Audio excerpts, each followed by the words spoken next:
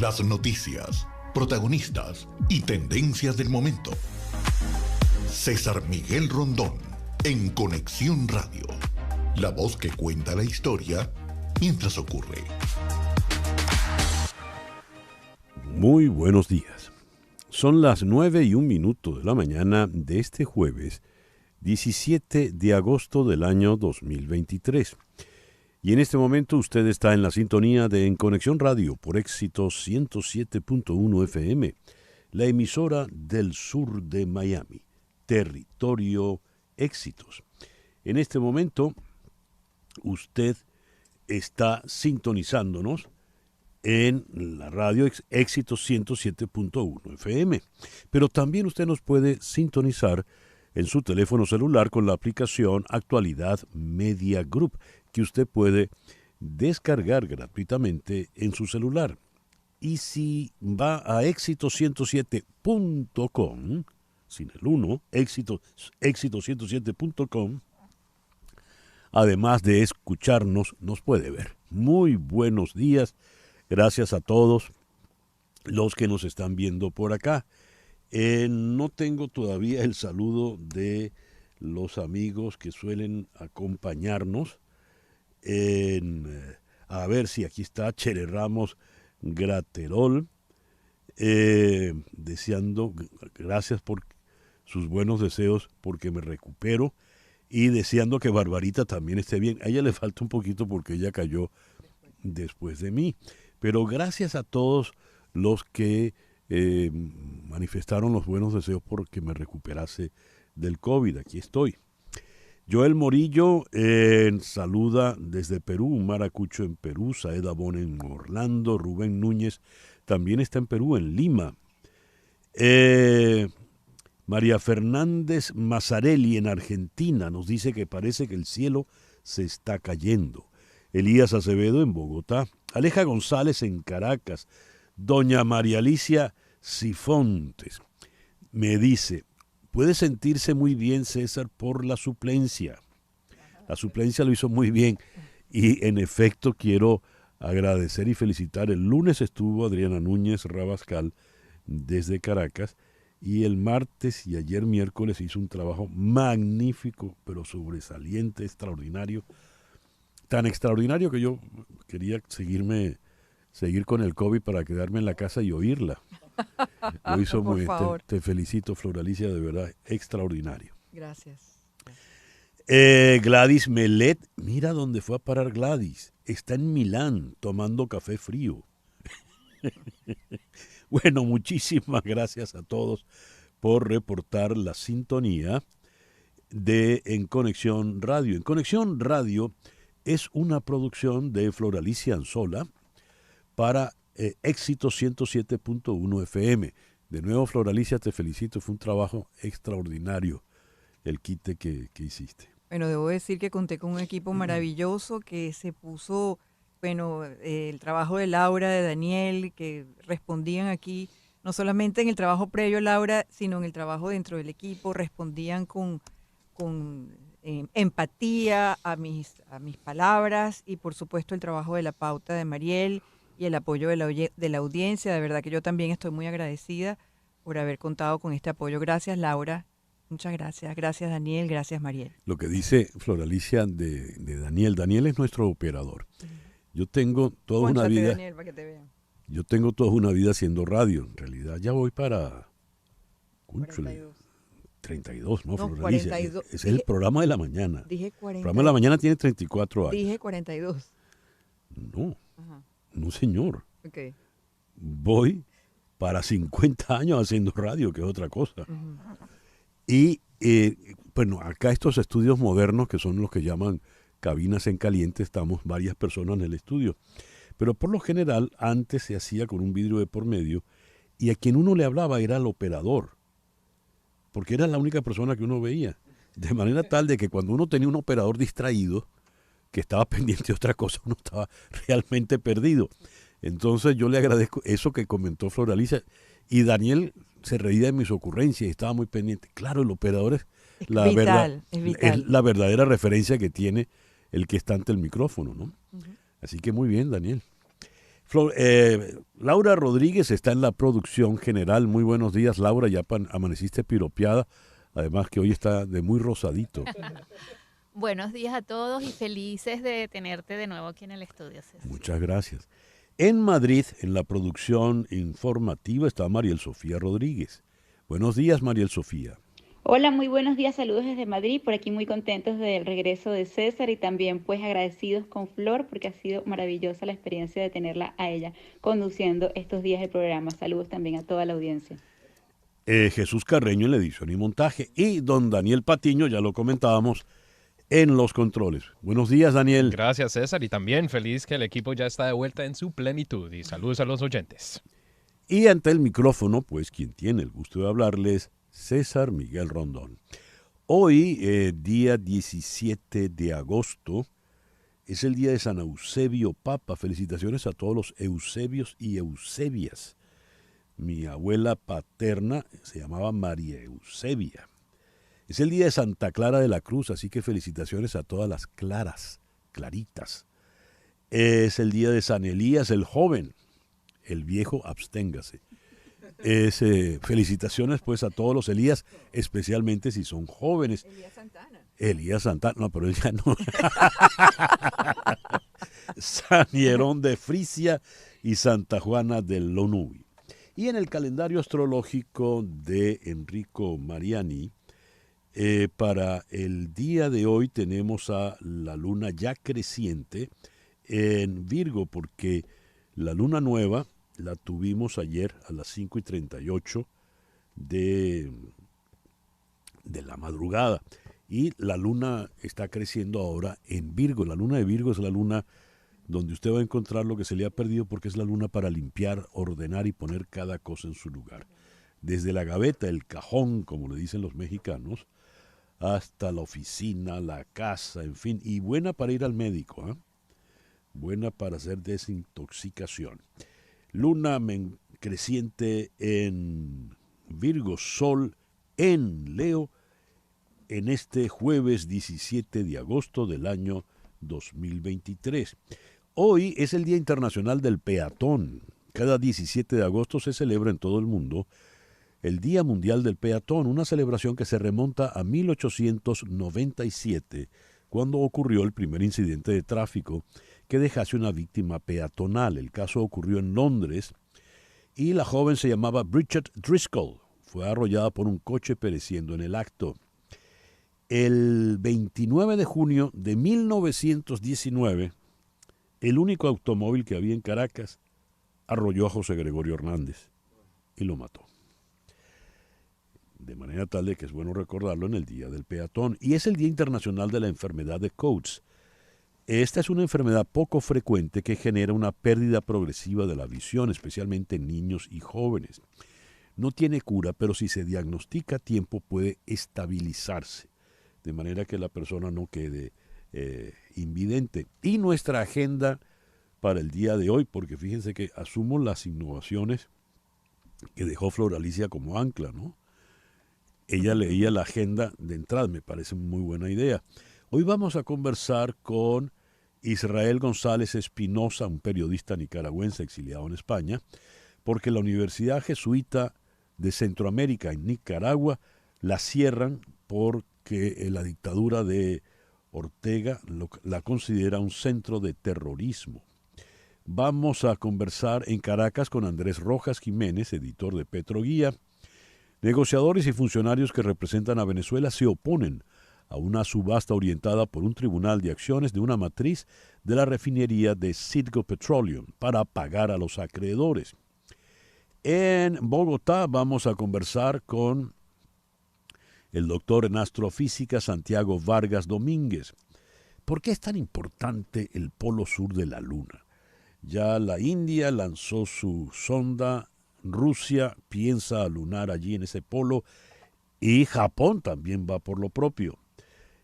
Vamos a conversar con Cristina Vollmer, fundadora de SOS Orinoco. Imágenes satelitales demuestran la falsedad de la operación contra la minería ilegal en el Alto Orinoco, que ha anunciado falazmente, como es su costumbre, Nicolás Maduro. En Madrid vamos a conversar con el periodista Manuel Campo Vidal. Se ha conformado ya el Parlamento español y todo parece indicar que Sánchez, habiendo perdido las elecciones, va a ser de nuevo presidente con el apoyo de los extremistas catalanes. En Santiago de Chile vamos a hablar con el doctor Alfonso Guzmán a propósito de lo que son las superbacterias y por qué debemos preocuparnos. Y nuestro foro se lo vamos a dedicar a algo que hace muchos años no tenía ninguna importancia, pero ahora parece ser que es vital. Si un político no tiene carisma, ¿qué hace? El peso, la importancia del carisma en la política. Por ejemplo, muchos dicen que la gran diferencia y lo que ha ayudado mucho a despegarse a Donald Trump no es solo su carisma, su apelación popular, sino lo gris, lo falto de carisma que es Ron DeSantis, el gobernador, que para los entendidos, los que estudian imagen, es muy mal candidato por eso. Eso lo vamos a abordar con dos expertos analistas políticos en Estados Unidos, Luis Fleischman en Júpiter, Florida, y Hernán Molina en Los Ángeles. Reparando en las efemérides del día de hoy, 17 de agosto, en 1908 se estrenó el primer dibujo animado de la historia, Fantasmagorie. En 1923 nació el maestro Carlos Cruz Diez, el maestro del arte cinético. Cruz Diez propuso concebir el color como una realidad autónoma que se desarrolla en el tiempo y en el espacio sin ayuda de la forma o necesidad de soporte. ¿Qué significa eso? El trabajo que está en Maiquetía, cuyo nombre es cromointerferencia del color aditivo, que se ha vuelto un símbolo, ¿no? Un ícono. La gente que se va para no volver se toma su foto allí, en esta cromointerferencia. Esa cromointerferencia usted la ve y le ve el color rojo, ¿verdad? Pues eso no tiene color rojo. Cuando usted la detalla, allí no hay color rojo. El color rojo se forma autónomamente por la combinación que hace ahí el maestro Cruz Diez. Hoy está cumpliendo 80 años uno de los grandes actores de Hollywood de los últimos tiempos, Robert De Niro, quien ganó el Oscar primero por El Padrino Parte 2. Es la primera vez que un mismo personaje es ganado por dos actores distintos, porque antes Marlon Brando había ganado por ser Vito Corleone y en El Padrino 2 Robert De Niro hizo Vito Corleone, solo que Vito Corleone joven. Y luego ganó en la película de Scorsese Raging Bull, Toro Salvaje, interpretando a Jake LaMotta. Es un trabajo extraordinario. En 1945 se publicó Rebelión en la Granja de George Orwell. Otro actor que cumple años hoy, pero mucho más joven, está cumpliendo apenas 60, es Sean Penn, también ganador de premios Oscar por Mystic River y Milk. Muchísimo más joven y bellísima. Hoy cumple 51, la maravillosa y preciosa Chiquinquirá Delgado. Y 5 años atrás, en 2018, murió el gran Callito Aponte, gran cantante lírico venezolano y un extraordinario humorista. Recuerdo una anécdota maravillosa. Callito era el que cantaba la despedida de Radio Rochela, aquel programa emblemático del humor venezolano. Se va a la audición, que le vaya bien, ¿no? Cuando cerraron Radio Caracas y se acabó Radio Rochela, yo recuerdo haberle pedido a Callito en el programa de radio que por qué no nos cantaba Se va a la audición. Callito entonces iba manejando por la autopista del Este en Caracas, orilló el automóvil y se bajó para poder cantar bien, para poder manejar debidamente su diafragma. Y entonces, con aquel gañote que se gastaba Callito, empezó Se va a la audición. Y la gente pasaba y empezó a frenar y dijeron, chico, el cierre de Radio Caracas volvió loco a Callito. Ay, siempre tan recordado Callito. 17 de agosto de 1926 nace el británico George Melly. 7 de agosto de 1955, Elvis Presley publica su primer single que sería éxito. Cuando digo single, en aquel entonces eran discos de 45 revoluciones por minuto que tenían un tema por un lado y otro por el otro. Por un lado estaba Mystery Train. Y el 17 de agosto de 1958 nació Belinda Carlisle. Y ahora en la línea telefónica está Hani Martínez Ward. Buenos días, Hani. Muy buenos días, ¿cómo están? Muy bien, muchas gracias por atendernos. ¿Qué nos cuentas hoy? Claro que sí. Bueno, si usted ha tenido un accidente, recuerde que nos debe llamar desde la escena del accidente.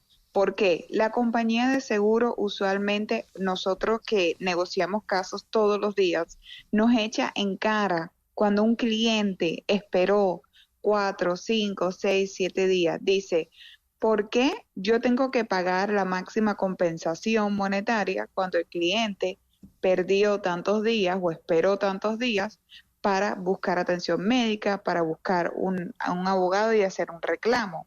Si él no se preocupa por salud, ¿por qué nosotros tenemos que pagar? Y lamentablemente eso es una cosa que tenemos que responder con todas las compañías de seguro cuando hacemos las negociaciones al final del caso. Entonces, por eso yo digo, no esperen a que usted a lo mejor dice, voy a ver si me siento mejor, voy a ver si lo resuelvo con ellos. Las compañías de seguro no están de su lado. La única persona que puede pelear por usted y decirle, abocar por sus derechos, decirle cuánto dinero tiene usted para la compensación, cómo puede arreglar su carro y que no pague ni un centavo de su bolsillo, es teniendo un abogado de su lado que pelee esa agresivamente compensación monetaria. Antes de llamar a la abuelita que va a estar tan nerviosa como usted, llame directamente a Hani Martínez Ward. ¿Es así? Exactamente, y los resultados los comprueban. Como yo hablé la semana pasada de un caso de un niño de 7 años que fue directamente al hospital después de un accidente como pasajero y pudimos recobrar $800,000. También una persona que estaba manejando para Uber, que era chofer, nos llamó desde la escena del accidente, pudimos recuperar $250,000. Y no digo estas compensaciones así por decirlas, porque cada caso es diferente, cada caso tiene una compensación monetaria diferente dependiendo del daño del carro y de las lesiones. Pero si usted está lesionado y queremos hacer un reclamo, queremos que usted saque la máxima compensación. Los teléfonos de Hani Martínez Ward. 855-DOLOR-55. Repito, 855-DOLOR-55. ¿Algo más, Hani? No, exactamente. Quería darle el número 855-365-6755. 855-365-6755. Guárdalo en su teléfono. Usted nunca sabe si lo va a tener que usar o no. También en las redes sociales, Hani Martínez Ward, Hani con J, J-A-N-Y. Hani Martínez Ward, si usted tiene un accidente me puede escribir ahí inmediatamente y yo personalmente le voy a estar respondiendo. Hani, muchísimas gracias por estos minutos en la mañana de hoy. Muchas gracias. El editorial con César Miguel Rondón. En la aritmética política, 2 y 2 no necesariamente son 4. En la aritmética política de un país parlamentario que se rige por una democracia parlamentaria como España, 2 y 2 pueden ser 0, 2 y 2 pueden ser 10. Es decir, usted puede haber ganado una elección, pero a lo mejor no es el presidente. Feijóo, el líder del Partido Popular, ganó las últimas elecciones. Sin embargo, Sánchez, el actual presidente del gobierno, parece que va, aún habiendo perdido las elecciones, repetir como presidente del gobierno español. ¿Por qué? Porque el presidente del gobierno español se decide no de manera directa en las urnas populares, sino en el Congreso, en el Parlamento. Y la conformación del Parlamento termina dependiendo de alguien que sacó apenas 6 escaños. Carles Puigdemont, el líder nacionalista separatista catalán, que está fuera de España porque tiene una causa penal encima, está fugado de la justicia del Estado español, con muy pocos votos decide ahora quién es el que va a ser el presidente. Y cuando ayer se conforma la presidencia del Parlamento, de la Cámara, pues él es el que hace peso para que la señora Francina Armengol termine siendo la presidenta del Congreso. La señora Armengol, por ejemplo, para pagarle a Puigdemont ha dicho que sí que se permitirán las lenguas, los idiomas de las comunidades autónomas. Es decir, se podrá hablar catalán abiertamente. Si usted no entiende el catalán, bueno, arrégreselas, busque un diccionario. Y en el caso del vasco, del euskera, no le quiero decir. A ello agréguele usted que el señor Abascal, el de la derecha de Vox, dejó en la estacada, agarrado de la brocha, a el Partido Popular, con lo cual la señora Cuca Gamarra, que iba a ser la presidenta, en tanto secretaria general del Partido Popular, el partido que ganó las pasadas elecciones, no va a presidir el Congreso. Todo esto allá en el camino para que, ¿quién va a ser el próximo presidente? Pues el actual, el renegado Pedro Sánchez. A veces 2 y 2 son como -5. 9:23 de la mañana. Una pequeña pausa y ya regresamos en Conexión Radio por Éxitos 107.1 FM. Continuamos en breve con César Miguel Rondón en Conexión Radio por Éxitos 107.1 FM. 9:27. Noticias de Estados Unidos con César Miguel Rondón en Conexión Radio. Los fiscales de Georgia están buscando un juicio en marzo para el expresidente Trump por los cargos de que trató de anular los resultados de las elecciones de 2020 en ese estado. Si tiene éxito, el caso se escucharía durante las primarias presidenciales republicanas y junto con los otros 3 casos que enfrenta, pondrían a Trump en la sala del tribunal durante la mayor parte de los primeros 6 meses de 2024. Estados Unidos sigue centrado en repatriar al soldado estadounidense que entró por sorpresa a Corea del Norte porque no ha podido verificar que haya pedido asilo en ese país, según Pyongyang. Cualquier cosa que venga de Pyongyang hay que tomarlo con escepticismo. Es de Kim Jong-un de quien estamos hablando, así que no le damos mucha credibilidad a las declaraciones que salen de Pyongyang, dijo John Kirby, portavoz de seguridad de la Casa Blanca. Al menos 111 personas han fallecido a causa de los incendios en Hawái. Según lo confirmó el gobernador del estado Josh Green. El presidente Biden anunció que viajará el próximo lunes a la isla con la doctora Biden a la isla de Maui para visitar directamente la zona afectada. Una mujer de Texas fue acusada de amenazar con un mensaje de voz con matar a la juez federal que supervisa el caso penal contra el expresidente Trump por sus intentos de anular las elecciones de 2020. Abigail Joe Schrey llamó a la oficina de la jueza Tanya Chutkan el 5 de agosto y dejó un mensaje de correo de voz amenazando con matar a cualquiera que persiguiera al presidente Trump, según denuncia penal. Raleigh, Carolina del Norte.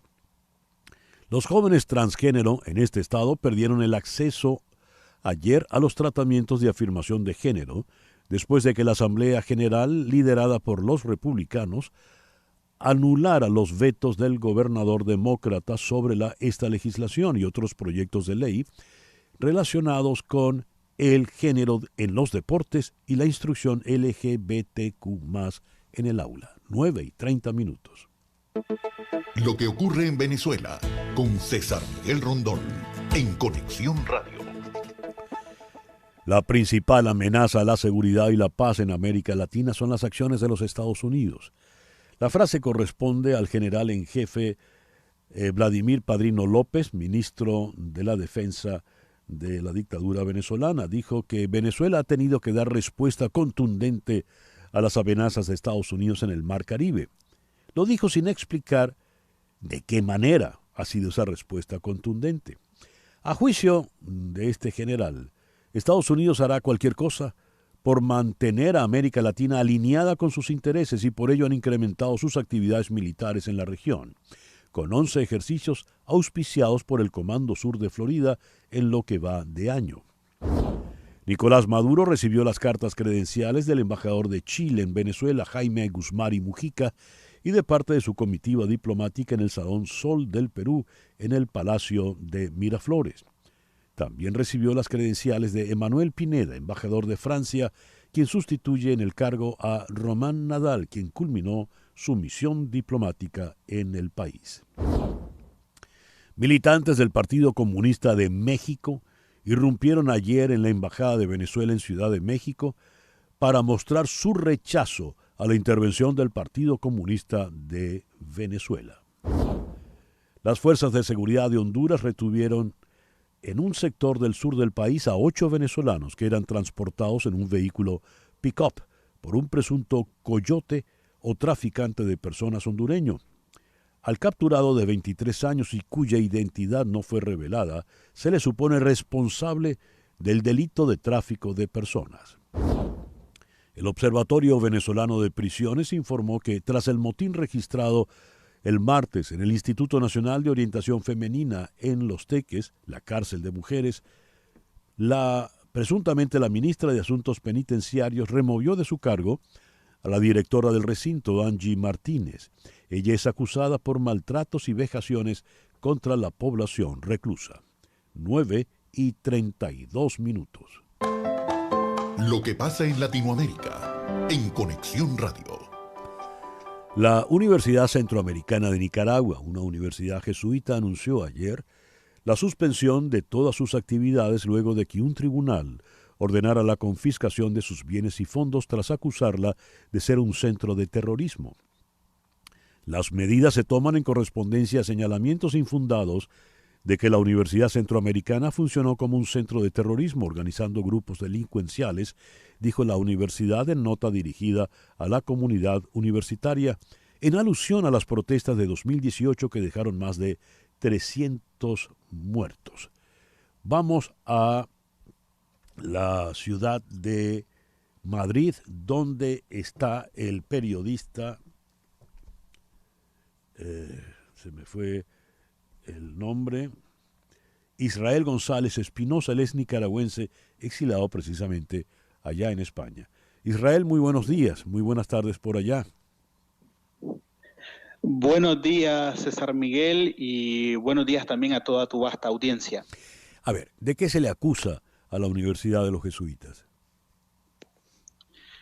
Bueno, el régimen de Daniel Ortega y de Rosario Murillo acusa a la Universidad Centroamericana, que es, como ya tú lo decías, una universidad perteneciente a la Compañía de Jesús, a la congregación jesuita, y se le acusa de instigar al terrorismo, se le acusa de organizar grupos delincuenciales para atentar en contra del Estado de Nicaragua. Esta acusación claramente es una vendetta política, así la califico yo, en contra de esta universidad, que también es mi universidad. Yo estudié comunicación en ese recinto. Y esta acusación parte precisamente de la libertad que ha tenido esta universidad a lo largo de sus casi 60 años de existencia, en la defensa de la libertad de cátedra, en la defensa de la libertad educativa. Y precisamente hablaba de las protestas del año 2018. La Universidad Centroamericana jugó un papel muy importante en la defensa de la vida de los estudiantes que salían a protestar en contra del autoritarismo del régimen orteguista y que fueron represaliados por el Estado nicaragüense. Entonces, esta es la consumación de esa vendetta política en contra de la universidad. Las mismas autoridades educativas protegieron a los estudiantes.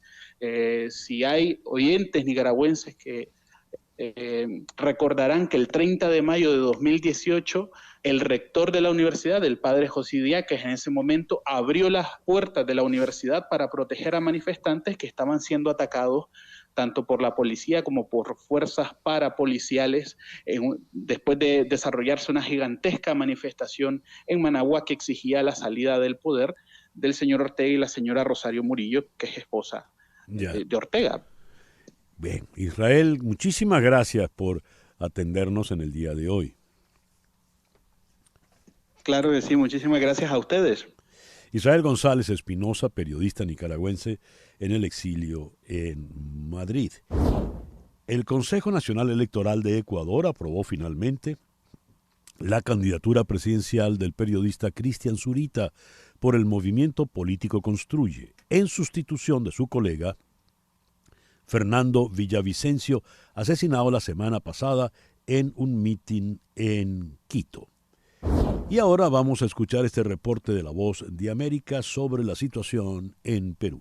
Se complicaría la situación legal de la jefa de Estado peruana, Dina Boluarte, ante las investigaciones que se realizan por el medio centenar de muertes registradas durante las protestas en contra de su gobierno y del Congreso de la República durante la crisis que se generó luego de que el expresidente Pedro Castillo diera el golpe de Estado. En este caso, la aparición de documentos del ejército peruano y de nuevos testimonios, entre ellos representantes del Comando Conjunto de las Fuerzas Armadas del Perú, no coincidirían con las declaraciones realizadas en su momento por la mandataria ante la Fiscalía. La Voz de América dialogó con Carlos Rivera, abogado de las víctimas, quien opinó sobre el tema. Nosotros valoramos que es una declaración que le va a causar en realidad daño a la presidenta, porque es una declaración que echa por tierra lo que Boluarte ha venido diciendo, de que ella supuestamente solo se informó a través de los mecanismos formales del Consejo de Ministros. El militar está diciendo que eso no fue así. El letrado Carlos Rivera consideró que los órganos que dependen del Ministerio de Defensa y del Ministerio del Interior están jugando a una estrategia de encubrimientos y ocultamiento de los hechos. Por su parte, Raúl Samillán, familiar de una de las víctimas en las protestas en Juliaca, ubicado en el departamento de Puno, donde se reportaron más de 40 muertos, cuestionó que las investigaciones se lleven a cabo en la capital de Lima. Nos preocupa lo que se estuvo avanzando con las diligencias y se quiebran las que estaban programadas, por lo que nosotros no estamos de acuerdo con esta decisión. Cabe señalar que la fiscal de la Nación, Patricia Benavides, ha informado que se está recabando información de convicción para determinar a los responsables en esta investigación preliminar contra la jefa de Estado, Dina Boluarte, y el actual premier Alberto Tarola, por los presuntos delitos de genocidio, homicidio calificado y lesiones graves cometidos durante las manifestaciones antigubernamentales de diciembre del 2022. Silvia González, Voz de América, Perú. 9:38. Las noticias del otro lado del mundo. En Conexión Radio.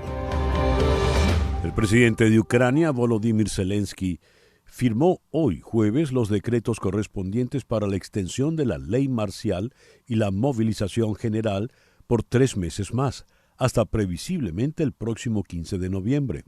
La ley marcial ucraniana da a las autoridades poderes especiales para imponer, por ejemplo, el toque de queda nocturno en vigor en todo el país desde el comienzo de la invasión rusa en febrero de 2022.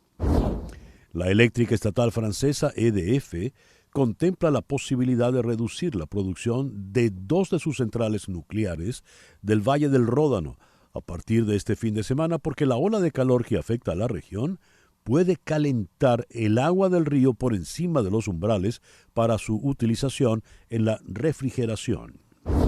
El alto representante de la Unión Europea para Asuntos Exteriores, Josep Borrell, condenó hoy jueves los últimos atentados en Níger que han provocado la muerte de al menos 17 militares e insistió a la junta militar que se ha hecho con el control del país que vuelva al orden constitucional.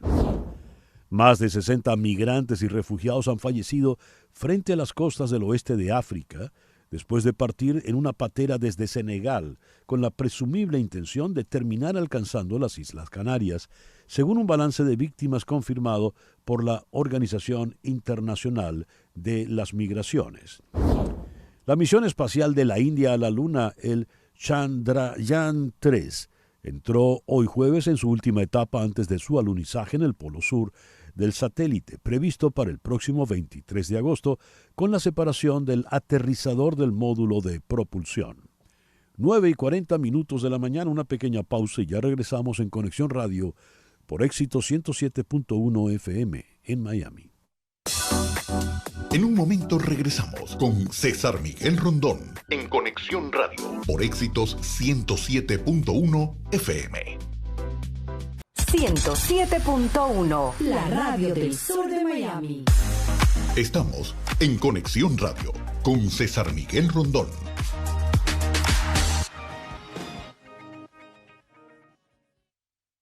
Son las 9:43 de la mañana. Contratar los servicios de un abogado de inmigración es un asunto serio. Establecerse en Estados Unidos requiere de trámites que debes realizar con abogados con experiencia y conocimiento. Y ese es el caso de las abogadas de Canelo Fadul Immigration, especialistas en visas de inmigración laboral, familiar y humanitarias, entre tantas otras, que suman ellas más de 55 años de experiencia, asesorando desde la solicitud de la visa hasta la obtención de la residencia y posterior ciudadanía. Si necesitas asesoría para inmigrar, llama al 844-8-MIGRAR. 844-8-MIGRAR, que equivale a 844-864-4727. Repito, 844-864-4727. Di que llamas de mi parte y la primera consulta es gratis. También puedes escribir a inmigraya@canelofadul.com. Canelo Fadul Immigration, reputación, confiabilidad y efectividad. Son las 9:44 de la mañana. Algunos consideran que la impresionante ventaja que le lleva Donald Trump en la competición por la candidatura presidencial dentro del Partido Republicano a Ron DeSantis es que mientras Trump es carismático, DeSantis es una panela de hielo. No transmite absolutamente nada, luce un individuo aburrido, sin ningún tipo de carisma. Y el carisma pasa a ser entonces un valor especial a la hora de hablar de candidaturas políticas y de procesos electorales. El señor Trump no solo es carismático, es una figura mediática, es un show. De hecho, pues él reproduce y exagera lo que ya había sido su patrón en aquel programa de televisión The Apprentice, El Aprendiz, donde la gran frase que decía era con su gesto muy antipático, "You are fired", estás despedido, estás votado. Lo cual nos lleva a ese nuevo carácter también importante cuando las elecciones dependen mucho de la forma, del estilo del candidato. Es arrogante, es disruptivo, como lo es el actual ganador de las elecciones PASO en Buenos Aires, que Milei más exagerado no puede ser. Si nos impresionaba Abdullah Caram en Ecuador, Abdullah Caram era un lord inglés al lado de este señor Milei, por no hablar de Bolsonaro, Bukele, etcétera, etcétera. A ver, ¿qué tanto influyen estos elementos en la decisión política de las masas? ¿O es que las masas realmente no tienen nada que ver con ideas, reflexiones políticas, propuestas, programas de gobierno? Esto lo vamos a abordar con dos destacadísimos analistas políticos y buenos amigos del programa. Lejos, allá en la ciudad de Los Ángeles, está Hernán Molina. Hernán, muy buenos días, gracias por madrugar en la mañana de hoy para el programa. No, siempre un gusto estar contigo, César Miguel, y con tu audiencia. Y en la otra ribera del Río de la Plata, porque ya coincidieron en un momento, está más cerca, aquí en Júpiter, Florida, el amigo Luis Fleischman de Palm Beach Center for Democracy and Policy Research. Luis, muchísimas gracias por acompañarnos en la mañana de hoy. Siempre un placer estar aquí contigo, César. Bien, y al otro lado del continente tienes al amigo Hernán Molina, Luis. Hola, Luis, buenos días. Hola, Hernán. Un placer estar contigo de vuelta en el panel. Igualmente. A ver, esto que he dicho a manera de presentación, ¿de qué manera está influyendo realmente en el juego político actual? Comencemos con Hernán Molina en la costa oeste. Gracias. Yo creo que siempre ha influido el carisma de un candidato para poder atraer la atención de la gente, ¿no? O sea, es importante cómo habla, pero también cómo se muestra. Yo creo que hay casos como, por ejemplo, Perón, en Argentina, donde supo captar ese vacío que había con estas masas que venían de muy abajo, empezaban a aspirar a ser una clase media. Había una ascendencia social que permitía llegar a otros valores y a otros estándares económicos, y Perón supo captar esa porque nadie los representaba, pero también supo dirigirlos, supo mostrar audacia, determinación, confrontación, que esto es tan importante, lo vimos también en Argentina en Cristina Kirchner, lo vimos en Correa, lo vimos sobre todo en Chávez, en Venezuela, sí. Bien o mal, pero muestran un poder de decisión. Y aquí en Estados Unidos lo vimos con Trump, pero también lo vemos con Biden. Biden fue la antítesis de Trump y trató de mostrarse en el lado negativo, digamos, en todo lo que no había que ser como presidente. Y trajo una dosis, o al menos proponía una dosis, de volver a la normalidad, que fue lo que mucha gente optó, ¿no? Pero no quiero que Luis también dé su opinión. Luis, por favor. Bueno, gracias, Héctor. Estoy totalmente de acuerdo con Héctor. Hernán. Creo que las épocas donde la gente creía que las personas carismáticas tenían un don divino no existe más. Por ejemplo, Jesucristo, Ignacio Loyola, Moisés. Esto ya se terminó. En cada elemento de carisma tiene que haber algo racional, lo que en inglés se le llamaría they have to deliver the goods, o sea, tienen que responder. O sea, por ejemplo, pensemos en Churchill. Churchill gana en 1940 y pierde en 1945, porque su carisma correspondía a una situación que era la situación de guerra. Había que derrotar al monstruo nazi. Y en 1945 la gente tiene otras prioridades donde Clement Attlee le pudo hablar. Por ejemplo, más derechos sociales, el ascenso social, como lo acaba de mencionar Héctor. Ahora, Hernán, perdón, no Héctor.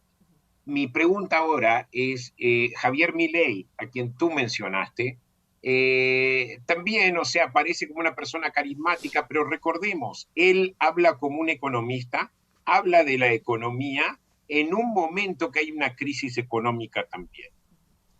O sea, el carisma tiene que tener una combinación con un mensaje y ese mensaje tiene que corresponder al tiempo y a la crisis que se está viviendo en ese momento. A ver, sin embargo, es mucho la cuestión del estilo. Recuerdo, voy a citar dos casos. Si hubiese televisión al momento de que Franklin Delano Roosevelt va a su cuarta opción, hubiera perdido porque la gente no va a votar por un hombre en una silla de ruedas, se decía. Y cuando se da el primer debate televisivo entre Nixon y Kennedy, Kennedy ganó en la versión televisión, no en la versión radio. Allí empezaron a verse las diferencias. Nixon no dejó ni siquiera que le maquillasen y lució sudado, nervioso en la pantalla de televisión. A los efectos de lo que está ocurriendo hoy en Estados Unidos, por ejemplo, esos elementos de qué manera pueden hacer peso definitivo cuando ya estamos abiertamente en un escenario electoral. Le pregunto a Hernán Molina allá en Los Ángeles. Bueno, fíjate que dentro de nuestra política contemporánea, en el lado del Partido Republicano, si te fijas, Trump, a pesar de todas las manchas que está recibiendo, que está siendo salpicado por todos estos cargos que le han sido presentados y ha sido acusado, por los cuales se va a tener que defender, él sigue representando para su base una opción. ¿Por qué? Porque él les ha contado y les ha inculcado con el apoyo de un arma mediática como es Fox, que es una de las más grandes y más pesadas de Estados Unidos, a crear una narrativa que es contrasistema que ha perjudicado supuestamente a la gente, y él vuelve a mantener ese liderazgo. Y digo vuelve porque en un momento lo captó, que fue cuando la gente estaba desilusionada después de años de políticas tanto republicanas y demócratas que se abrazaron a la globalización, al neoliberalismo, podríamos decir también. Y él vino a contarles que hay una opción, que es cerrarnos al mundo y hacer Estados Unidos la primer potencia. En el otro lado, como dije antes, tienes a un líder popular y carismático como es Biden, por diferentes motivos. Una, porque vino a ofrecer una dosis de racionalidad opuesta a lo que mostraba Trump. Pero también le vino a decir a la gente, podemos caminar y mastigar chicle. ¿Qué significa eso? Podemos seguir abiertos al mundo, podemos ser parte del mundo y también podemos ser grandes.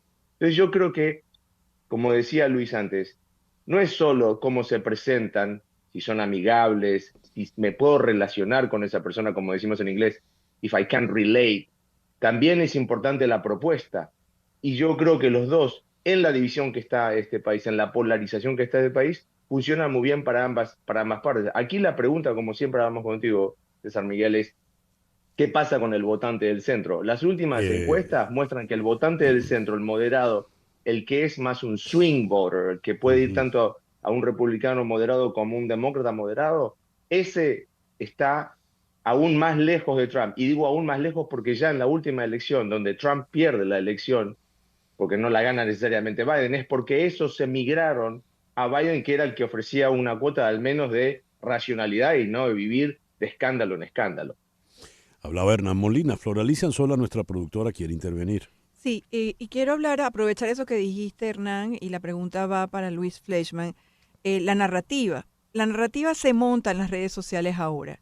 Y cuando uno analiza las redes sociales del presidente Biden y las redes sociales del expresidente Trump, uno nota que hay una enorme relación entre los usuarios y seguidores de las redes sociales de Trump.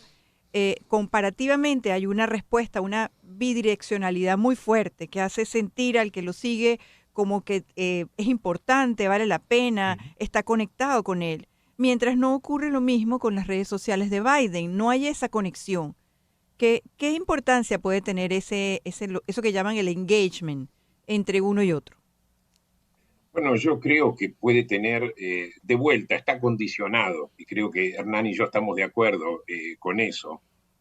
Estoy de acuerdo con lo que dijo César, de que la televisión cambia. Por ejemplo, si Franklin Delano hubiera habido televisión durante, cuando Franklin Delano Roosevelt corrió a principios de los años 30, si hubiese sido elegido, quizá no, debido a que estaba en silla de ruedas. Y de hecho vimos lo que pasó con el senador de Pensilvania, sí. Cuando él, digamos, tuvo un problema de depresión y un problema y una hemorragia cerebral.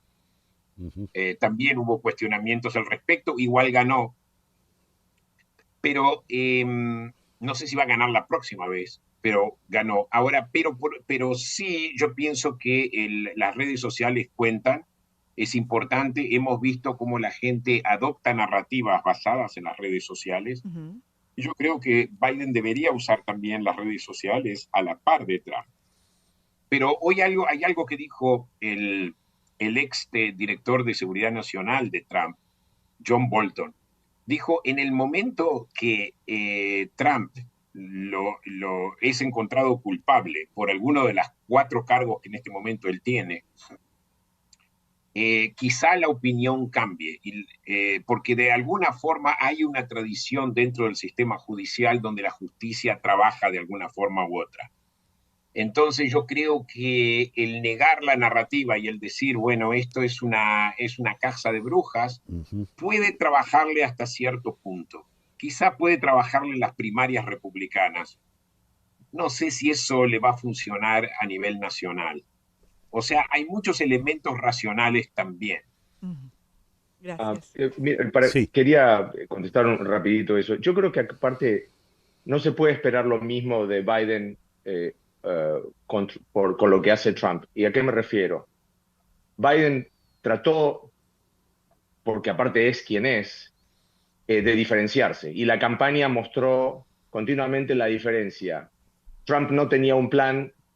Trump hizo todo lo posible para que haya una vacuna, pero no tenía un plan para llevarla adelante. Yo la voy a llevar adelante. ¿Y cómo la voy a llevar adelante? Voy a tener un plan y vamos a ser organizados, vamos a traer orden. Y eso fue lo que la gente apoyó el orden, el fin del caos. Y cuando tú ves las redes sociales de Biden, una es el presidente y es obviamente institucional, pero también hay una mesura que sigue siendo la diferencia. Y esta elección que viene va a volver a ser la diferencia, porque Trump sigue montado en una mentira de que le robaron la elección, y los cargos y los juicios y todo esto que va a seguir siendo aireado, va a reforzar en el votante independiente, sobre todo, y sigo recalcando la importancia del votante independiente, porque es el que va a hacer la diferencia en la cantidad de votos hacia Biden, en mostrarles, votar a Trump es volver a esto. Esas imágenes de televisión del 6 de enero, la gente no se las va a sacar de la cabeza y van a volver a ser ventiladas, no solo en los juicios, sino también en la campaña. Entonces, yo creo que eso es muy importante, y Biden tiene que seguir haciendo lo otro. Para que haya el nivel de lo que se llama engagement, con más, digamos, tenacidad, con más intensidad, esa es la palabra, hay otros que pueden hacer eso, que son los activistas demócratas. Pero Biden no es esa persona. Biden es el tipo bueno, el tipo trabajador, el que se relaciona bien con el blue collar, con el tipo que trabaja en un estacionamiento o en un garage de autos. Ese es el tipo al que Biden le habla, que es el tipo común, que somos nosotros, los trabajadores. Gracias. Estamos acercándonos al final. Sí. Te voy a dejar la palabra de cierre, Luis. Todo parece indicar que vamos a la repetición de la elección del 2020, Trump-Biden. Pero no es realmente una repetición. Biden viene de 4 años de gobernar y el señor Trump está como esos boxeadores que está contra las cuerdas de hace como 5 rounds, ¿no? Y lo único que hace es medianamente levantar los puños, no para golpear y atacar, sino medianamente para defenderse. Estos elementos que hemos hablado de carisma, de actitud, de apelación, de appeal, en esta conversación, ¿de qué manera pueden influir en lo que ya está a la vuelta de la esquina? Bueno, yo creo que sí. Primero, yo no lo veo a Biden tan defensivo. No, es verdad que tiene Trump, un récord. Me refería a Trump. A Trump, ok. Sí. El carisma, yo diría que Trump, el carisma de Trump deriva de lo que Hernán mencionó anteriormente, o sea, un enojo contra el establishment, un enojo contra la clase política, una alternativa a lo que se percibe como proyectos fracasados, lo que se percibe, digo. O sea, y Biden tiene su forma de carisma, porque no solamente que él puede defender su récord, sino que, fíjate tú, Biden, cómo él se relaciona con las personas, cómo se relacionó, por ejemplo, con la familia de McCain, después que McCain falleció, hasta el punto que la hija de McCain lo endorsó, cómo él es una persona que, pese a que el hijo está bajo ataque, él dice, bueno, es todavía mi hijo, incluso sin negar de que el hijo podía haber cometido algún crimen. Por ejemplo, te doy un ejemplo. Él dijo, bueno, mi hijo tuvo problemas de drogadicción. Hoy en día hay millones de familias en los Estados Unidos y en el mundo que sufren porque un miembro de la familia tiene drogadicción. O sea, hay cierta afabilidad de Biden que lo hace una persona carismática. No es que Trump es sumamente carismático y Biden es una persona sumamente aburrida. No es así, hay un elemento de afabilidad, de humanidad, de humanismo que Biden tiene. Que lo hace una persona carismática. Incluso también hay un elemento de determinación, por ejemplo, con la guerra de Ucrania, que también es un elemento que agrega al carisma. O sea, sí, el carisma yo pienso que puede contribuir aquí, mientras no definamos el carisma a Trump como el modelo de carisma, porque es un modelo muy limitado de carisma. Muy bien, les agradezco inmensamente a Luis Fleischmann en Júpiter, Florida. Siempre me siento obligado a hacer la aclaratoria. Hay que aclarar. Por la participación. Y a Hernán Molina en Los Ángeles, quienes aparte de escucharnos, nos están viendo por 107.com. En el caso de Hernán, esas pinturas muy bellas que ven atrás, las pinta el mismo Hernán, que es un gran artista plástico, así que te felicito. Muy Hernán. Talentoso, Hernán. Felicitaciones. Muchísimas gracias. Sí. Gracias, Hernán. Son muy amables. Gracias, Hernán. Gracias, Luis.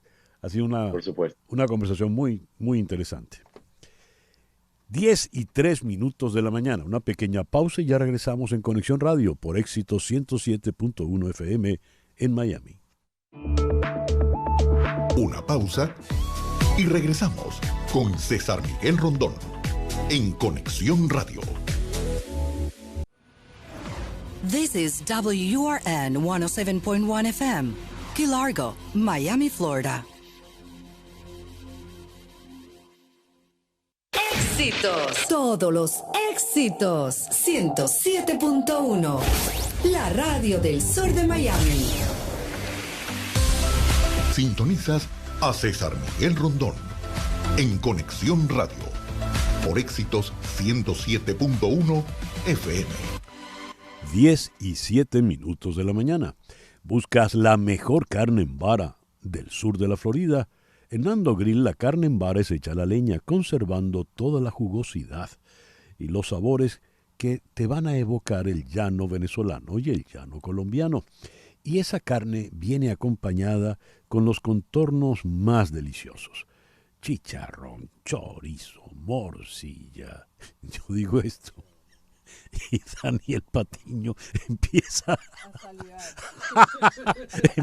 a salivar. Es increíble. Pues sí, claro, ¿y quién no? Quesos, una variedad de quesos, Daniel, más cachapas, arepas, hallaquitas, yuca, en fin. Visítanos en nuestras sedes de Doral, Westchester y Homestead.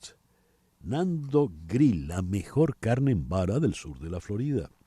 Nando Grill, donde el sabor del llano se siente. Las noticias de este momento en Conexión Radio. ¿Y qué noticias tenemos en este momento, Flor Alicia? Una que está siendo revelada en algunas cadenas de noticias aquí en Estados Unidos es la siguiente. Con su abogado a cuestas, Rudy Giuliani viajó a Mar-a-Lago en los últimos meses en una misión para hacer un llamamiento personal y desesperado al expresidente Donald Trump para que le ayude a pagar sus facturas legales. Al ir en persona, una fuente familiarizada con el asunto le dijo a CNN que Giuliani y su abogado Robert Costello creían que podían explicar cara a cara explicarle a Trump por qué necesitaba ayuda con las crecientes facturas legales.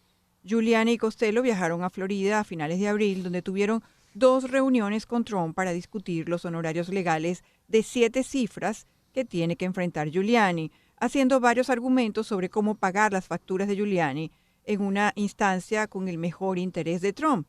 Pero el expresidente, que es notoriamente estricto a la hora de sumergirse en sus propias arcas, no ha parecido hasta ahora muy interesado en ayudarle. ¡Ah, caramba! Ahora, es decir, Giuliani hizo todo el trabajo ad honorem, porque a lo mejor puede reclamarle al señor Trump, págame mi trabajo de abogado para yo pagarle a su vez a mi abogado. Uh-huh. Pero él lo dijo desde el principio, que él estaba ayudando a Trump en todo este proceso por su propia voluntad, ¿no? Como... Entiendo que tuvo que vender un apartamento valorado en $6.5 millones en Nueva York para poder pagar. Ahora, ¿para pagarle a quién? Al señor Costello, que es su abogado.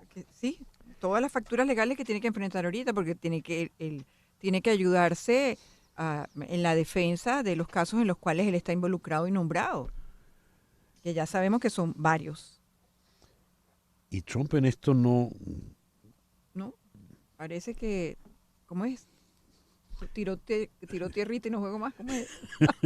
Votó tierrita y no juego más. Y también tengo otra noticia, César, y esta me parece insólita, y sé que te va a gustar a ti, que te gustan las películas de acción y de detectives y de robos de museos. El Museo Británico anunció este miércoles el robo muy inusual de objetos de su colección, incluidas piezas de orfebrería y piedras semipreciosas, que llevó a la institución londinense a despedir a un empleado. Según la institución, la mayoría de los objetos que están desaparecidos, robados o dañados, son piezas pequeñas que estaban almacenadas en depósitos, no habían sido expuestas al público recientemente y se conservaban principalmente con fines de investigación. ¿Y cuáles son las piezas? Pues sencillamente son, se me acaba de ir la noticia de aquí, son entre alhajas del siglo por favor, muéstramela porque como escribiste se me rodó la noticia. Aquí la tengo. Entre ellas hay alhajas de oro, piedras semipreciosas o cristalería creadas entre el siglo XV antes de la era cristiana y el siglo XIX después de Cristo. O sea, imagínate esto. En el propio Museo Británico se han robado estas joyas, César. ¿Ah? Es increíble. ¿Cómo lo hicieron? Muy bien. Bueno, ¿Cómo lo hicieron? ¿Cómo crees tú? no sé, ya buscarán la película Para contarnos la historia. para contarnos cómo se hizo ese robo, como se hicieron varias películas del famoso robo del tren, del correo, que fue en su momento el robo más grande que se dio precisamente en el Reino Unido. Hablando de películas, a los de mi generación, cuando uno oye Costello, por ejemplo, estábamos hablando de Giuliani y Costello, pero es que para mi generación Costello era Abbott y Costello. Ujú. En fin, la asociación es inevitable. Gracias Flor Alicia. Son las 10:13 de la mañana. Tenemos ahora en la línea telefónica a Andrés Rojas Jiménez, el editor de Petroguía en Caracas. Buenos días, Andrés. Buenos días, César Miguel, para ti, para tus oyentes y tu equipo de producción. Leo este despacho de Reuters. Negociadores y funcionarios que representan a Venezuela se oponen a una subasta ordenada por un tribunal de acciones de una matriz de la refinería de Citgo Petroleum para pagar a los acreedores que reclaman más de $10,000 millones por expropiaciones e impagos de deuda.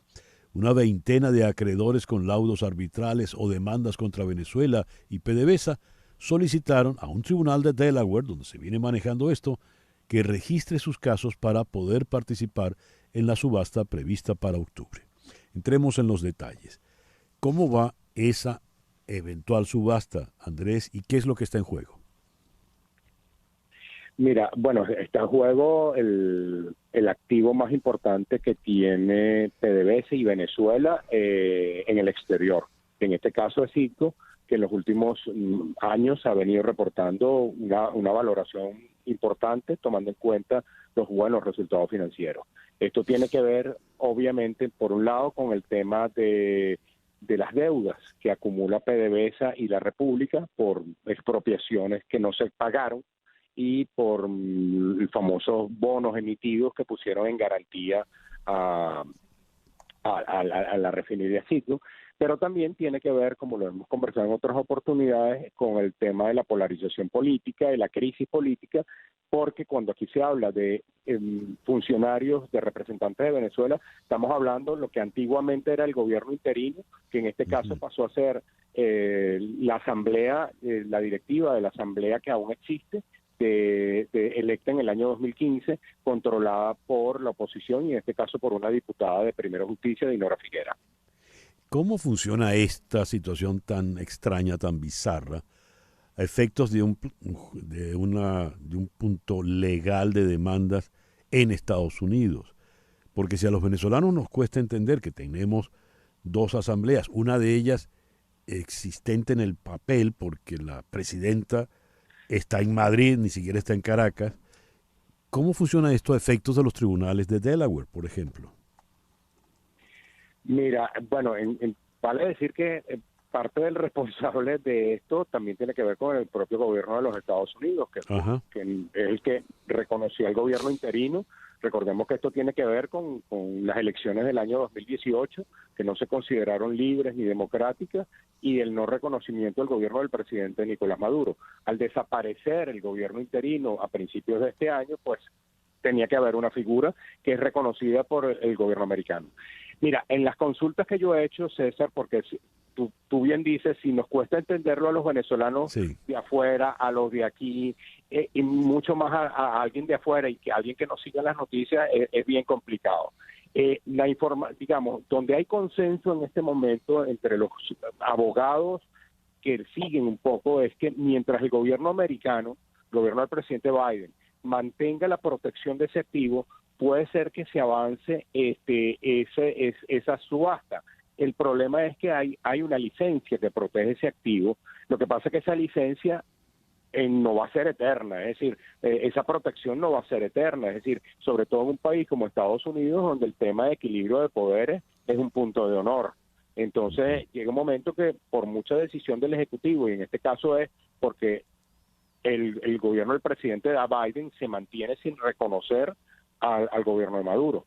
Entonces, en este momento, el Poder Judicial va a seguir avanzando, va a llegar y puede ser que se dé la subasta y alguien salga ganador con ese activo, pero va a haber una licencia que proteja ese activo y no se va a ejecutar eso. Pero ¿cuánto eso va a ser eterno? Que esa es mi pregunta que yo le he hecho a muchos abogados que siguen esta materia o expertos financieros, y todos coinciden en decir, bueno, esta protección del Departamento del Tesoro no es eterna. En algún momento la decisión de un tribunal, de una corte de Delaware, se va a imponer, a menos que haya una resolución política, se utilicen. Porque fíjate que yo he preguntado muchísimo, sobre todo si se pudieran utilizar las ganancias de Citgo, y es una pregunta que yo se la he hecho incluso a Horacio Medina, que es el presidente de la PDVSA ad hoc que controla Citgo. No pueden utilizar de manera directa, aparte que por Citgo no puede pagar activos que no le deudas que no le pertenecen directamente, y tampoco tienen los recursos para pagar todas las deudas por toda esa cantidad de acreedores. Ya, qué complicado, qué complicado. Andrés, muchísimas gracias. Es realmente complicado Sí. y lamentable. Absolutamente. Andrés, muchas gracias por estos minutos en la mañana de hoy. Gracias a ti, César Miguel. Andrés Rojas Jiménez, editor de Petroguía desde Caracas, y de Caracas vamos a la vecina Bogotá, donde en la línea telefónica está Santiago Vargas Domínguez. Él es doctor en astrofísica y profesor asociado del Observatorio Astronómico Nacional de Colombia. Santiago, muy buenos días. Muchísimas gracias por atendernos. Hola. Muy buenos días. Muchísimas gracias a ustedes. ¿Qué hay en el polo sur de la Luna que pasa a ser como tan codiciado por rusos, indios y ahora también japoneses? ¿Qué hay allí? Bueno, es una región que no hemos explorado con rovers, con instrumentación, pero sí sabemos que allí hay gran cantidad de agua, y el agua es un elemento pues en el cual estamos muy interesados. Entonces, los objetivos de esta nueva exploración lunar van hacia poder utilizar los recursos que tiene la Luna, y en particular el agua, porque a partir del agua podemos desarrollar, por ejemplo, sistemas de propulsión, podemos extraer el hidrógeno, y eso, pensando en una futura base permanente de seres humanos en la Luna, es importantísimo. A ver, Estados Unidos, que fue el primer país que puso a alguien en la Luna y que ha reanudado 50 y tantos años después sus trabajos, sus aspiraciones allá en la Luna, ¿no ha mostrado interés en el Polo Sur? ¿O pasa a ser el Polo Sur el nuevo punto de discordia en el universo entre los países más poderosos? Bueno, en realidad sí hay interés por el Polo Sur lunar de muchas agencias espaciales. Está la NASA, está Roscosmos, los rusos, pero también la India, que es la que ahora está con esta nave próxima a aterrizar. Y de hecho todas las agencias espaciales que están pensando en un programa lunar, los chinos también, están pensando en los recursos lunares, y el Polo Sur pues es apetecido por el recurso esencial que es el agua. Así que todos están poniendo su mirada en la Luna y en particular en el Polo Sur. Si en la Tierra nos cuesta tanto ponernos de acuerdo, ¿verdad? ¿Cómo va a ser allá en la Luna, en un espacio tan pequeño? A ver, ¿quién llega primero? ¿Quién tiene más agua? ¿Quién puede explotar más el recurso? ¿Cómo va a manejarse eso, Santiago? Pues sí, sin duda 60 años después de la primera carrera espacial, estamos ahora viviendo una nueva carrera espacial con nuevos ingredientes, y eso complica un poco las cosas, porque por una parte están las agencias espaciales gubernamentales, todo el interés que hay en volver a hacer exploración, no solo de la Luna, sino de Marte y más allá, pero también está toda la parte comercial que antes no estaba involucrada. Claro. Es decir, empresas privadas con objetivos comerciales, con ganas de sacar beneficio de esta exploración de recursos, y en estos recursos, por un lado está el agua, pero por otro lado están los minerales. Es decir, toda la minería espacial, que es un tema que ya existe y que está desarrollándose, y que en pocas décadas pues estaremos seguramente nutriéndonos aquí en la Tierra, no solamente la economía de la Tierra, sino pues muchos ámbitos de nuestra sociedad de minería espacial, de recursos del espacio. Entonces el tema, sin duda, 60 años después, está muy álgido, muy candente, y a la expectativa todos de cómo va a evolucionar esto. Ya lo veo. Santiago, muchísimas gracias por atendernos en el programa de hoy. Bueno, con mucho gusto y estar atentos el lunes. Esperamos que sea el aterrizaje de estas sondas. Hay una sonda soviética y una sonda de la India que entre lunes y miércoles ambas se posarán en el polo sur de la Luna. Vamos a ver qué pasa con esto. Acaba de decir usted, Santiago, aterrizar. ¿Es correcto decir aterrizar en el satélite? Correcto, es correcto. Ya no se usa el término alunizar ni el término amartizar cuando íbamos con sondas robóticas a Marte. Ahora se usa extendidamente aterrizar y está validado por la Real Academia Española de la Lengua, así que es mucho mejor utilizar aterrizar en estos momentos. Bueno, nos entendemos más rápido. Exactamente. Bueno, muchas gracias. A usted, Santiago. Santiago Vargas Domínguez, doctor en astrofísica y profesor asociado del Observatorio Astronómico Nacional de Colombia. Nos habló desde Bogotá. 10:23, una pequeña pausa y ya regresamos en Conexión Radio por Éxito 107.1 FM en Miami. Continuamos en breve con César Miguel Rondón en Conexión Radio por Éxitos 107.1 FM. Hablábamos en la entrevista anterior de la Luna, pero antes de llegar a la Luna tenemos esa órbita satelital en torno a nuestro planeta, desde donde pues tenemos una serie de fotografías interesantes que llegan al detalle de lo que está ocurriendo realmente en la superficie de nuestro planeta. En el caso de la superficie venezolana, cuando vamos a la región amazónica del país, vemos la terrible devastación que ha producido ese ecocidio llamado el arco minero. La ONG SOS Orinoco ha mostrado algunas de estas últimas fotografías satelitales y nos da la revelación de que el arrase que ha producido el arco minero ha determinado que a julio de este año 20.56 hectáreas ya estén pues completamente arrasadas, es decir, no es que no ha disminuido el arrase, es que se ha multiplicado, se ha triplicado el arrase. Al frente de esta ONG SOS Orinoco está Cristina Volmer de Burelli. Vamos a Washington para hablar con ella. Cristina, muy buenos días. Muchísimas gracias por atendernos. Buenos días, César Miguel, y mil gracias. Buen día, buenos días a tu público.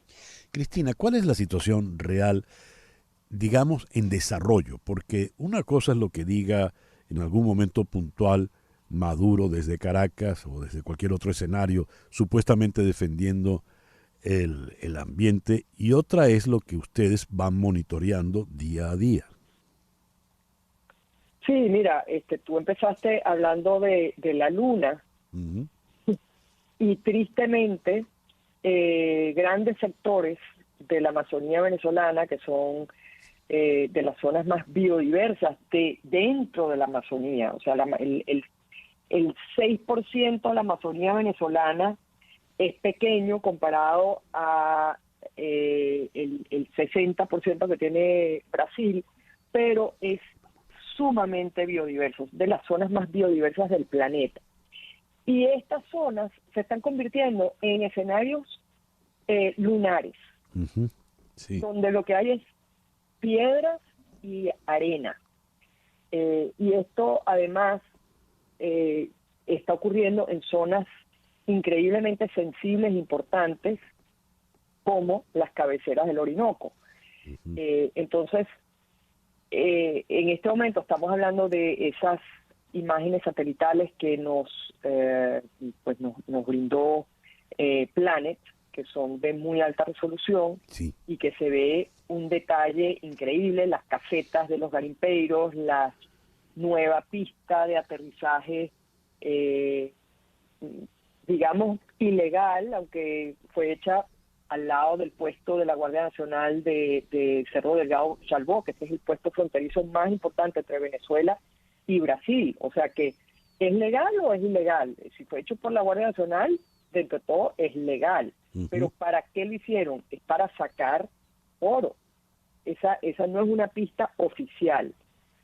Y como tú bien dijiste, se triplicó la huella minera alrededor del puesto fronterizo entre marzo y julio, a la vez que están Delcy Rodríguez en Brasil hablando que son defensores de la Amazonía, que hay que detener la minería ilegal, etcétera, y Maduro diciendo lo mismo en Venezuela. Y Maduro no se atrevió a ir a Brasil, a la cumbre amazónica. Inventó que tenía una otitis, no sabemos por qué no fue, pensamos que es que le iban a reclamar. Ahora, Cristina, desde marzo a julio se triplica lo que defines como la huella minera. En esa proyección, ¿qué puede ocurrir de aquí a fin de año, por ejemplo?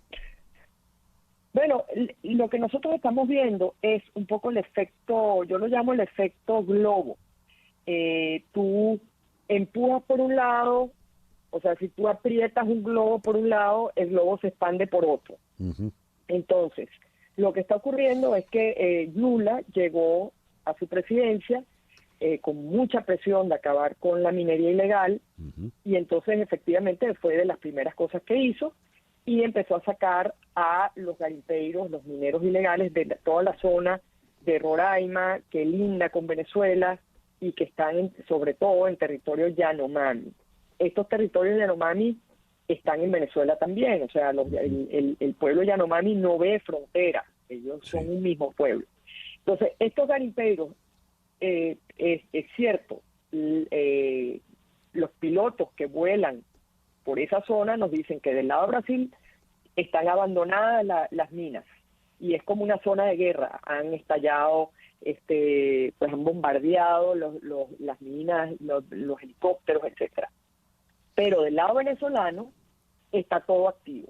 Entonces, muchos de esos garimpeiros del lado brasileño se vinieron al lado venezolano y se siguen viniendo al lado venezolano, donde saben que pueden hacer negocio con la Guardia Nacional y con las autoridades civiles, y lamentablemente también con algunos líderes Yanomami. Y hay indígenas Yanomami que están haciendo minería en toda esa zona, están trabajando para la Guardia Nacional, están trabajando para los garimpeiros. Sí, por eso hablan ustedes de la Compañía Minera Mixta Militar Garimpera. Así es. Esto es, pues, una ironía, porque la compañía minera venezolana es la que controla todo el acceso al combustible, es la que controla, pues, supuestamente todo el tema minero en Bolívar, pero resulta que ellos están ahora en negocio, pues, con los garimpeiros, y ellos son los que Entonces, es muy irónico que Delcy y Maduro digan que van a acabar con la minería ilegal, o que el general, el CEO de la Fuerza Armada, que están acabando con la minería ilegal, que están con el operativo Autana en Yapacana, y que esto va para el Caciquiari, y va para acá, y va para allá, no sé qué, y mandan aviones. O sea, los testigos nuestros que están en la zona de Yapacana nos mandan videos de aviones militares sobrevolando y no sé qué. Eso, si tú quieres acabar con la minería ilegal, tú no necesitas ni un avión, no necesitas nada de este show mediático. Lo único que tienes que hacer es cortar el suministro de gasolina a las minas. Y ese suministro a las minas lo controla la Fuerza Armada. Así es. Cristina, muchísimas gracias por estos minutos en la mañana de hoy. Gracias, César Miguel. Y yo creo que es muy importante recordar que en este momento se están cumpliendo los 30 años de la gran masacre de Hachimú, donde los garimpeiros mataron a 16 Yanomami en el Alto Orinoco, hace 30 años. Venezuela se comprometió a controlar junto con Brasil el acceso a los garimpeiros, y eso no se están cumpliendo. Y se comprometió a hacer un plan de salud para los Yanomami, tampoco se está cumpliendo. Ya. Gracias, Cristina. Cristina Follmer de Bureli, fundadora de SOS Orinoco, nos habló desde Washington, 10:36 de la mañana. Usted está aquí en Estados Unidos, ya está aquí de una forma legal, está establecida, es un un residente permanente en Estados Unidos, y quiere traer a sus padres. Sus padres, siendo usted un adulto, pues sus padres evidentemente están ya en la tercera edad, pero quiere traerlos a que vivan con usted acá. ¿Cómo hace? ¿Qué debe hacer? Esa pregunta solo se la podemos hacer a Michelle Canero, de Canero Fadul Immigration. Michelle, muy buenos días. Muchísimas gracias por atendernos en esta mañana. Buenos días, gracias por invitarme. Michelle, a ver, tengo a mis padres, ya de la tercera edad, viviendo en Venezuela. Quiero traerlos para acá y soy, digamos, residente. ¿Qué debo hacer? Bueno, como residente no vas a poder pedir a tus padres, como ciudadano sí los vas a pedir. Ajá. Pero lo que es bien interesante es que hay diferentes maneras a través de los cuales los padres pueden venir por propósitos, por ejemplo, médicos u otras necesidades. Entonces, si no te puedes aprovechar como venezolano del programa de parol humanitario, puedes, por ejemplo, solicitarles una visa B1 o B2, que es la visa típicamente de turismo, pero por razones médicas.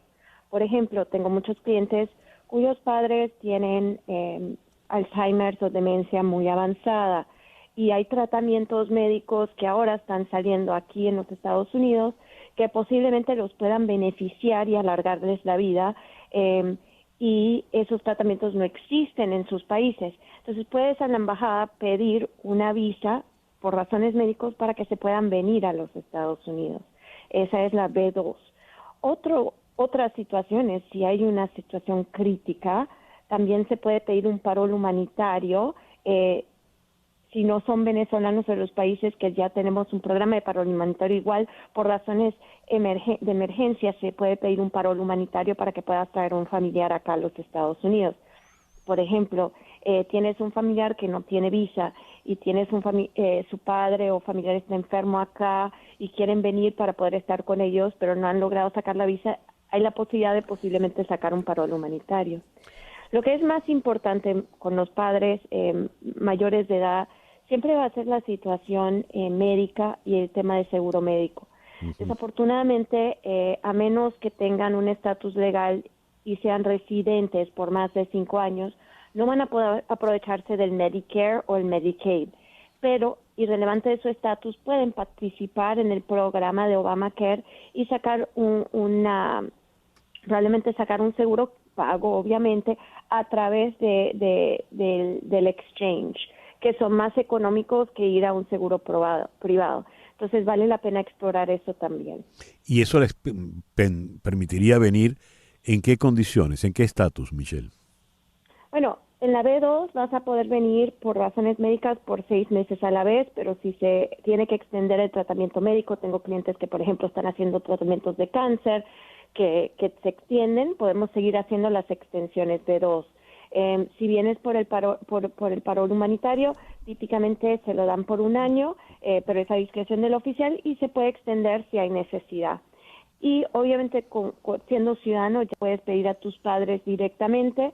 El trámite puede tardar un poquito de tiempo por las demoras en los trámites del consulado de inmigración, puede tardar unos 18 a 24 meses procesarse, pero durante ese tiempo el familiar puede entrar y salir con su visa de turista, o si tienen el ESTA, que es el Visa Waiver Program para ciertos países, también se pueden aprovechar de usar ese vehículo para entrar y salir como necesiten. Bien, en todo caso les sugiero que llame directamente a la doctora Michelle Canero.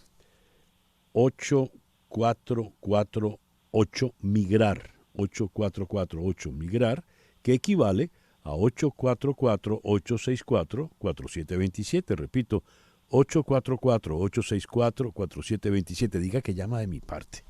Y así la primera consulta será, ¿cómo, Michelle? Gratis.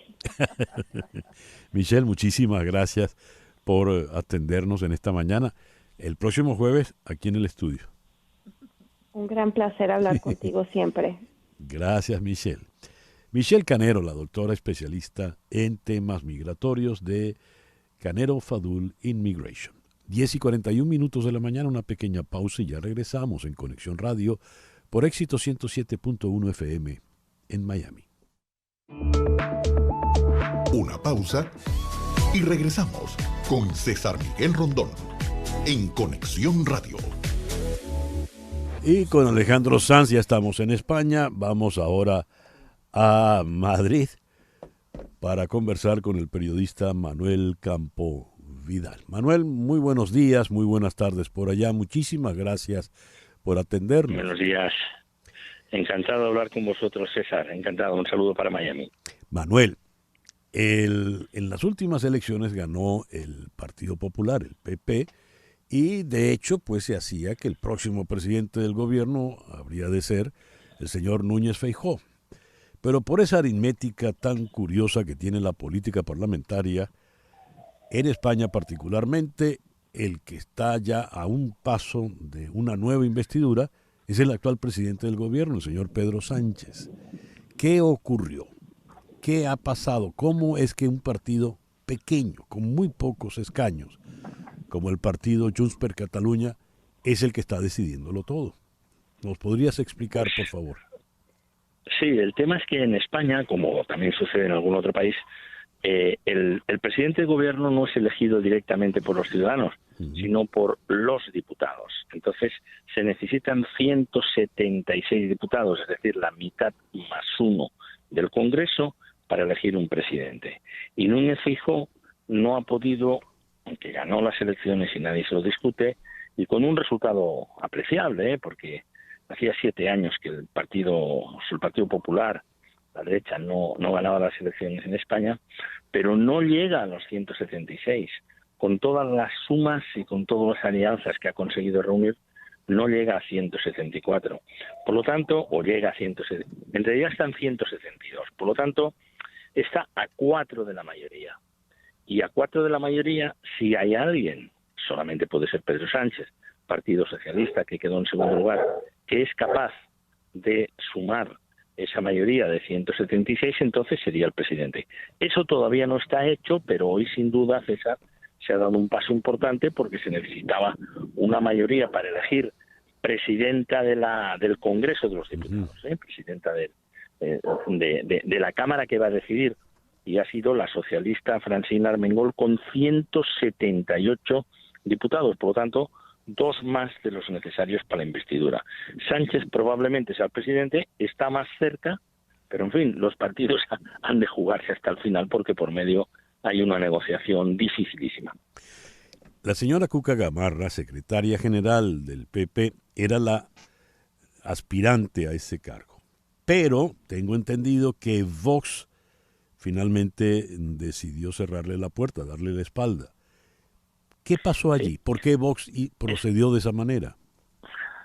Es sorprendente, en primer lugar, la elección de Cuca Gamarra, que es una excelente parlamentaria, pero es una mujer, como secretaria general, por más aguerrida, es una persona, digamos, que hiere más, porque va en la connotación de su cargo, y para la presidencia del Congreso pues necesita quizá una persona más conciliadora, pero bueno, la eligieron a ella, y no solamente por eso, sino porque las conversaciones entre Vox y Partido Popular no deben haber andado bien, y lo cierto es que en las últimas horas Vox se descolgó y la candidata Cuca Gamarra, es verdad que ya sabía que iba a perder, pero hombre, no es lo mismo perder por 170 y algo, aunque no llegues, que perder por 133, ¿no? 134 ha quedado, ¿no? Por lo tanto, es realmente llamativo, eso es verdad. O sea, hoy, en este momento, Núñez Feijóo está más lejos de la presidencia, Pedro Sánchez está más cerca, pero no está cerrado. Ya. Bueno, ¿qué va a ocurrir entonces? ¿Qué significa para España que el que perdió la elección tenga un nuevo periodo al frente del gobierno? Bueno, la verdad es que todo el mundo en las encuestas había pronosticado que este gobierno, que se venía abajo, que iba a ser una gran catástrofe, y hay que reconocer que Pedro Sánchez resistió mejor de lo que se le pronosticaba, ¿no? En bastantes cosas hizo un buen gobierno, en otras cometió errores que él mismo sabe que si pudiera evitarlos evitaría, ¿no? Esa es la verdad. Lo más probable es que haya una reedición, él lo dijo en un debate parlamentario, volveremos a gobernar y lo haremos mejor. lean lo que quieran esa frase. Yo leo que hay errores que cometió que no cometería y excesos que se cometieron en algún momento determinado. En todo caso, es una mayoría muy comprometedora, muy inestable, con muchos intereses de los partidos nacionalistas que son perfectamente legales, no puede ser de otro modo, pero que tienen unas exigencias muchas veces pues que están limitando la Constitución, y en otras ocasiones esto se ha producido y es verdad que Pedro Sánchez no ha querido violar la Constitución, y aparte no podría, porque para eso existe un Tribunal Constitucional y para eso existen otros impedimentos, ¿no? Por lo tanto, vamos de momento a un mes aproximadamente antes de que tengamos gobierno, por los plazos que ahora se producen, la apertura de las Cortes Generales, eso quiere decir Congreso y Senado con presencia del Rey, no se producirá hasta finales de agosto, el primer intento de investidura en la primera semana, no antes del día 10, y no es seguro que salga la primera, no es imposible. Si no fuera así, pues empezaría un proceso complicado, difícil, y nunca se descarta en el horizonte el que se tuvieran que repetir elecciones dentro de 2 meses, como ya pasó, o 2 meses más tarde, como ya pasó en las 2 elecciones anteriores, en el 2016 y el 2019. España está dividida en 2 grandes bloques, el Partido Socialista y el Partido Popular, y luego yo diría que un bloque pequeño, pero que en su conjunto suma bastante, es una tercera España, digamos, donde suman los nacionalistas catalanes, vascos, gallegos y alguna otra fuerza política. No es fácil gobernar este país. Ya lo veo. Manuel, muchísimas gracias por estos minutos en el programa de hoy. Encantado. A vuestra disposición. Un abrazo. Gracias. Manuel Campo Vidal, periodista, presidente de Next Educación. 10:52 de la mañana. Cuando hice la publicidad de Nando Grill, comentaba que a Daniel Patiño, nuestro operador, se le hace la boca agua cada vez que empiezo a hablar que si del chicharrón, el chorizo, la morcilla, en fin. ¿Qué tenemos de novedad para ir a Nando Grill hoy mismo? En la línea telefónica está Fernando Mendoza, precisamente el dueño de Nando Grill. Nando, muy buenos días, gracias por atendernos. Buenos días, César, buenos días para ti y para toda tu audiencia. Hoy, cuando ya son casi las 10:50 de la mañana. ¿Qué vamos a degustar en Nando Grill hoy? Bueno, como ya es de costumbre, César, y como lo han ya conocido mucha de la población aquí en Miami, nuestra gastronomía llanera, la cual cocinamos nuestra carne en vara de manera indirecta por más de 45 minutos para que esa carne siempre mantenga los jugos y el sabor de la leña. Y como ya lo comentamos en el programa pasado, ya próximamente abiertos en Orlando. Ahorita mismo yo voy saliendo para Orlando a ultimar unos detalles que estamos allá haciendo. ¿Cuándo se abre Orlando, Fernando? Mira, la fecha exacta no la tenemos, pero tentativamente la primera semana de septiembre. Pero eso es a la vuelta de la esquina prácticamente. Hoy es 17 de agosto, ¿no? Muy bien. Sí. Vamos a hacer una buena inauguración. Perfecto. Y el Arpa 4 y Maracas a partir de mañana. Es correcto. Mañana viernes tenemos Arpa 4, Maracas y el bajo de compañía en la sede del Doral. Sábado y domingo vamos a tener también nuestra música llanera, y en el campestre vamos a tener contrapunteo llanero con Miguelito Díaz de nuevo y Vito Di Frisco. Eso va a ser el domingo. ¿En dónde? En el de Homestead. En el de Homestead. ¿A dónde vamos a ir? Dinos las 3 sedes, por favor. Bueno, tenemos la sede de Westchester, del Doral, y tenemos la de Homestead. La del Doral y Westchester hoy abierto ya a partir de las 6 de la tarde, ofreciendo nuestra gastronomía llanera para todos ustedes. Había comentado, por ejemplo, no, yo no voy a ir, no puedo ir porque estoy con la novia que no come carne. Pero dijiste que tienen también ahora pescado frito. Sí, tenemos pescado frito, así como a orilla de Puerto Cabello, de La Guaira. Tenemos un buen pescado frito ahí para las personas que, bueno, son vegetarianas. Como si fueras hacia Naiguatay, el rey del pescado frito. Eso es correcto. Muy bien, Nando, invita a nuestros oyentes, por favor. Bueno, la invitación, como todos los días, en Nando Grill, tanto en Doral, en Westchester, de lunes a viernes de 6 de la tarde a 11:30 de la noche, y sábado y domingo nuestras 3 sedes abiertas de las 12 del mediodía hasta las 11:30 de la noche, con la excelente gastronomía llanera, un buen servicio y por supuesto un show musical variado. Nando Grill, donde el sabor del llano se siente. Así es. Muchísimas gracias, Fernando. Éxito. Saludos, buen día.